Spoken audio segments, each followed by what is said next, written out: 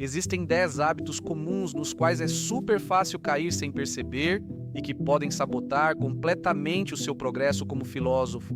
Estudo filosofia há quase 15 anos e sigo cometendo esses mesmos erros repetidas vezes. Alguns são tão traiçoeiros que levei anos para perceber, e agora que os reconheço, os vejo sempre, tanto em pessoas que estão começando na filosofia, quanto em veteranos que já se dedicam a essa disciplina há muito tempo. Hoje quero revelar para você, de forma clara e simples, esses 10 vícios do filósofo, para que você possa identificá-los e corrigi-los a tempo, antes que seja tarde demais. Meu nome é Henrique, bem-vindo de volta ao Viciados em Filosofia. Vamos começar. Imagine que você acorda em uma floresta com um grande grupo de pessoas.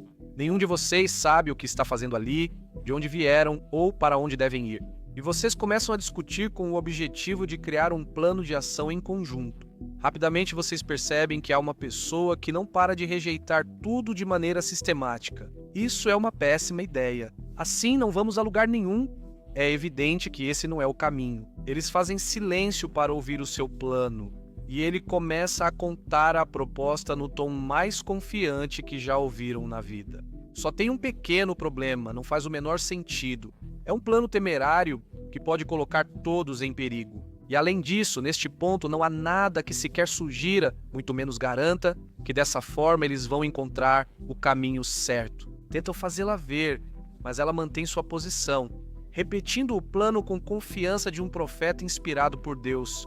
E então você percebe, ele está tão perdido quanto o resto de vocês, só que não sabe disso. Na filosofia, costuma acontecer algo semelhante em diferentes graus de intensidade. Às vezes achamos que algo está claríssimo, que a resposta para tal pergunta é obviamente esta, e o único problema é que não estamos reconhecendo a nossa própria ignorância. Isso acontece muito no início, né? Achamos que sabemos tudo só por ler um livro ou ver um vídeo de viciados em filosofia, por exemplo. Mas, objetivamente falando, o estudo que dedicamos a esse assunto não justifica a nossa segurança. E esse é o primeiro hábito que nos sabota como filósofos, a soberba intelectual de acharmos que já sabemos tudo. Não é preciso ir para o outro extremo de não sei e não se pode saber absolutamente nada, mas sim que o aprendizado filosófico precisa, antes de tudo, de um pouco de humildade. Suponha que eles não cheguem a um acordo, se dividam em grupos e sigam caminhos diferentes. Os dias passam e, de vez em quando, seu grupo cruza com pessoas que ou seguem um caminho diferente ou vão diretamente na direção oposta à de vocês. Às vezes tentam convencer vocês a mudar de caminho, dizendo que já passaram por essa estrada e nada de bom espera por vocês. Você começa a se perguntar se eles não têm razão e se talvez não fosse melhor revisar um pouco o plano. Mas, ao seu redor, você percebe que a seguinte atitude se consolida. Essas pessoas que não seguem o nosso caminho, não devemos ouvi-las, elas não sabem o que estão fazendo. Pois eu vejo isso na filosofia cada vez mais e mais. E, honestamente, me preocupa o tribalismo de se recusar a ouvir quem pensa diferente, chegando até mesmo, às vezes, ao extremo de excluí-lo da discussão. Aqueles que não pensam como eu são maus, tolos, pouco rigorosos, desonestos, pseudo-filósofos, charlatães, não sabem pensar. Quando a realidade é que temos séculos e séculos de filosofia e a imensa maioria das discussões continuam em aberto, ninguém conseguiu demonstrar sua posição de maneira irrefutável e indiscutível. O remédio? Grave bem isso. Em filosofia, quase tudo é controverso. E, olha, não me entenda mal, não tem problema ter convicções, não tem problema pensar que a resposta correta provavelmente é essa. O problema é agir como se só houvesse um caminho racional possível, curiosamente o seu, ignorando que, em filosofia, pessoas igualmente inteligentes, razoáveis e honestas podem discordar sobre praticamente qualquer coisa. O perigo aqui está em acabar com uma visão inflada e cega da sua própria filosofia, te cegando para os problemas que ela tem, por acabar considerando-a como a resposta auto-evidente. O terceiro erro está relacionado com o segundo. Na verdade, provavelmente esse seja o seu núcleo básico, o hábito que você precisa abandonar para poder resolvê-lo. Imagine agora que começa a se acumular evidências de que o seu grupo realmente está indo pelo caminho errado e você já está considerando seriamente tentar algo diferente. Você percebe que, entre vocês, sempre que alguém propõe algo diferente, Muitos veem isso como ataque pessoal. Eles colocaram sua identidade no caminho escolhido e, portanto, toda objeção é um questionamento da sua pessoa e eles nem querem ouvir. Na filosofia, o ideal é não se importar em ser refutado. Ao receber objeções, analisamos elas. Na filosofia, objeções são essenciais para pensar profundamente. Se elas te refutam, ótimo, te livraram do erro, o melhor que poderia acontecer. Mas esse processo de aprendizado se complica quando caímos nesse terceiro hábito, nos identificarmos demais com nossas ideias, o que nos leva a não estarmos dispostos a mudar nem a fazer concessões. Você quer consertar isso? Então separe-se o máximo possível das suas ideias para que você pare de ver toda objeção, toda crítica como um ataque ou uma ameaça existencial. Você não é suas ideias. Se elas caírem, você está seguro, mas cuidado, porque também não é para cair no erro ou no hábito oposto, que é igualmente desastroso. Vamos ver qual é, mas antes, se você está gostando deste vídeo, deixa um bom like, porque isso na verdade me ajuda a alcançar muito mais pessoas, e eu agradeço demais. Também agradeço ao Roberto Gomes por me apoiar como membro do canal. Você pode fazer isso lá ou no Patreon, links na descrição. Se você gosta de filosofia, confira meu livro. Existe filosofia na sua geladeira? Escrevi pensando em você, acho que vai gostar. O link está no comentário fixado. Imagine que você e outros decidem mudar de caminho. Após alguns dias, vocês encontram alguém que se une ao grupo imediatamente ao vê-los. O novo começa a relatar suas aventuras na floresta, e logo um padrão fica evidente para vocês. Cada vez que ele encontrava pessoas que iam em uma direção diferente da dele, ele mudava de direção e ia junto com elas. Como esperado, no dia seguinte vocês veem um grupo indo em outra direção e o novo companheiro se une a eles sem se despedir.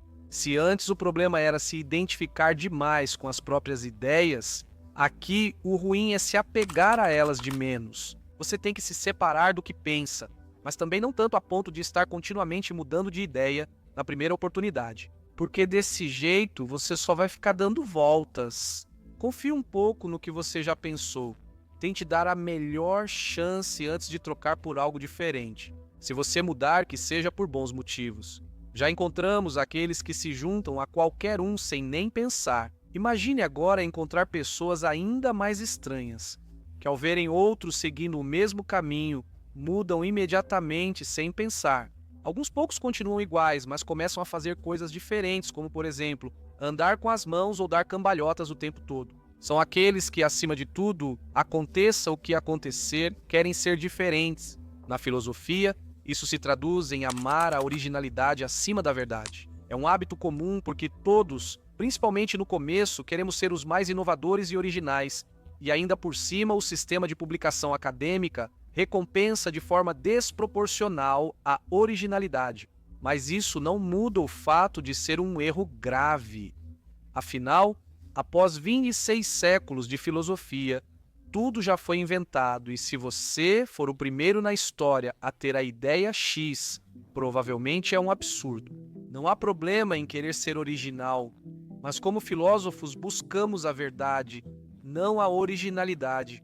Imagine agora que, depois de dias e dias de caminhada, eles se deparam com uma biblioteca onde, ao que parece, estão conservados os diários dos maiores exploradores que nos últimos séculos atravessaram essa floresta maldita. Você não gostaria de parar para lê-los, ver quais caminhos eles exploraram e aonde esses caminhos os levaram? Pois, na filosofia, essa grande biblioteca existe.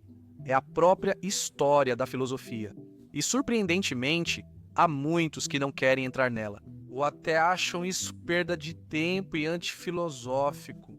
Mas como pode ser uma perda de tempo ou algo antifilosófico investigar o que mentes muito mais penetrantes do que a nossa pensaram sobre esses mesmos temas que nos preocupam? A história da filosofia não é um obstáculo no seu caminho como filósofo, é sua aliada. Compreendê-la vai te permitir encontrar conexões entre ideias que, se você tivesse que descobrir por conta própria, levaria 200 vidas. Portanto, não cometa o erro de ignorá-la. Vamos parar um pouco nesta biblioteca, porque fazer isso vai nos permitir revelar o resto dos hábitos silenciosos que te sabotam como filósofo. Imagine que você entra e imediatamente começa a observar uma variedade de comportamentos curiosos. Primeiro, há quem folheie um livro rapidamente, murmure que é besteira e o jogue no chão.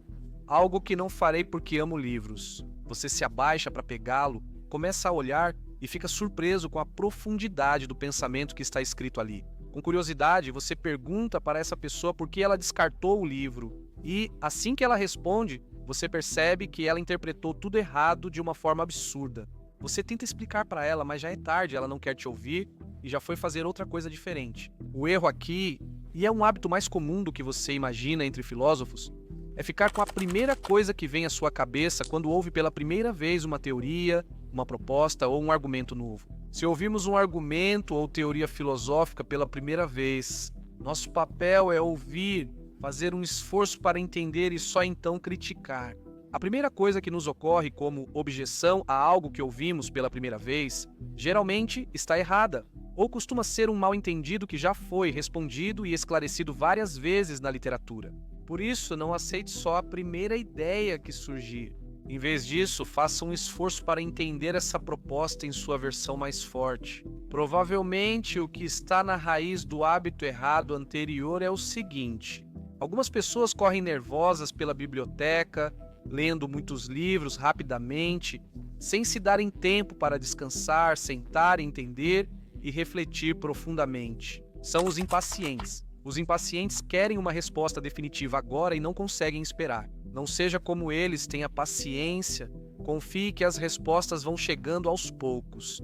Com o estudo, com a leitura, a filosofia se faz melhor devagar. Chegamos aos dois últimos hábitos silenciosos que te sabotam como filósofo, que são, na minha opinião, dos mais comuns, mas também, felizmente, dos mais fáceis de resolver. Imagine isso. Enquanto você está imerso em seus estudos na biblioteca e vai traçando seus planos para sair da floresta, vê ao longe duas pessoas envolvidas em uma discussão acalorada, dia após dia.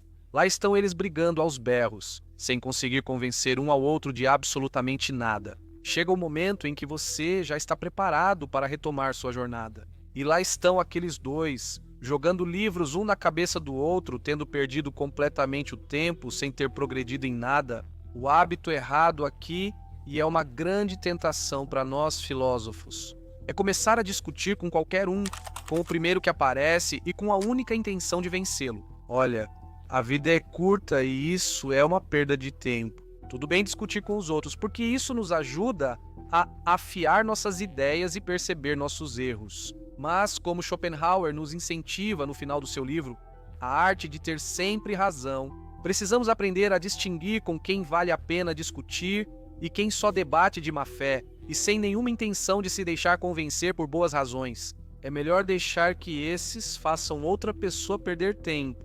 Por fim, há aqueles que entram na biblioteca, pegam o primeiro livro que vem e depois de uma rápida olhada saem correndo, tendo-o transformado em sua Bíblia pessoal. O erro aqui é ser de um só autor, ou pior ainda, de um só livro. Tudo bem ter um autor ou livro favorito, mas nenhum é perfeito. E na filosofia é preciso estar sempre aberto a múltiplas opções. Depois de tantos séculos, é difícil escolher quais livros ler, principalmente para iniciantes. Por sorte para você, eu fiz este outro vídeo em que faço uma seleção dos 5 livros indispensáveis para a sua própria jornada filosófica por essa floresta escura que é a vida. Dá um bom clique, pois tenho certeza de que vão te ajudar como me ajudaram. E nunca pare de pensar.